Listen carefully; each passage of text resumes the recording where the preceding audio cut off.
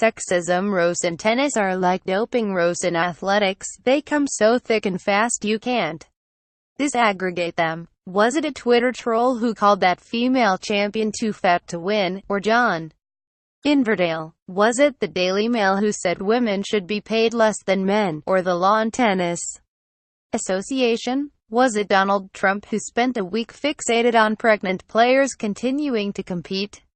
Or the Today program? Do they have male-only drinking fountains at Wimbledon, or did I dream it? This week, Andy Murray called for female players to get equal billing on the show courts. Currently, center court and court number 1 have 3 matches in a day, 2 male and 1 female.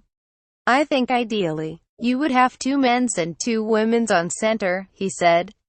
It is the mildest possible egalitarian solution, asking no sacrifice from the male players, suggesting only potentially starting the matches a bit earlier. It is extraordinary not in itself, but that he said it at all.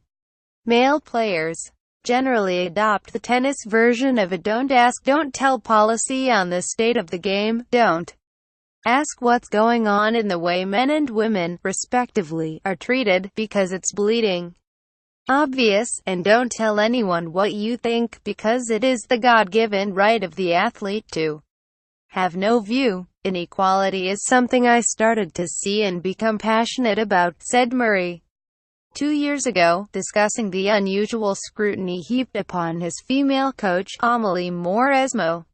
Having a woman in the role, he said, has opened my mind. Thoughts, in order. 1. Hang on, wasn't his mother his first coach? Isn't Judy Murray, like, quite good at coaching, as in Spawn 2 tennis geniuses out of her actual body, then taught them how to do it?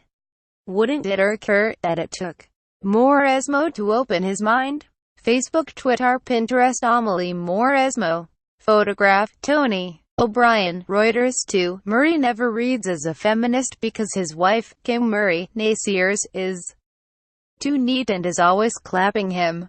This is monumentally unfair, since he's engaged full-time in a performance sport. Nonetheless, when all you see of a man's home life is his exquisitely turned out womenfolk clapping, feminist is not the word that springs into your head.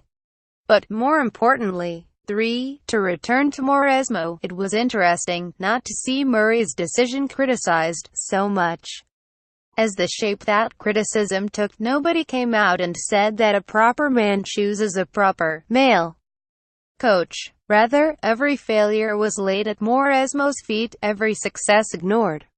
She was slated every time I lost, which is something my former coaches never ever experienced, Murray recalled. There is something marvelous about the insidiousness of misogyny, the way it never walks proud but lies in wait for failure, then pounces. Its subject can never be sure whether it's fair or not. Not even Buffy could defend herself in the half-light of self-doubt. So, while I balk at the notion that Murray did anything admirable by employing a woman in a key role, this relationship, and all the feminist things he has said since, nets him another tennis title. He is the #1 internal critic of the tennis patriarchy. Like a socialist needs Warren Buffett to criticize shareholders, a feminist needs Andy Murray to criticize tennis. There are plenty of female tennis players with the articulacy and power to make a case for equality, but with no men prepared to involve themselves, it takes on the shape and dynamic of tennis itself, an endless back-and-forth, shots differentiable only from a distance, adversarialism the entire point. Indeed, since most male tennis players never say anything, and all the arguments from female players hit a brick wall of tradition and silence, it is more like squash.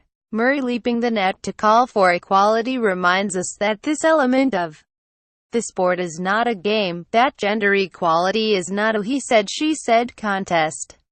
It is a simple matter of human justice, easily adjudicated not with loyalty or tribalism but reason.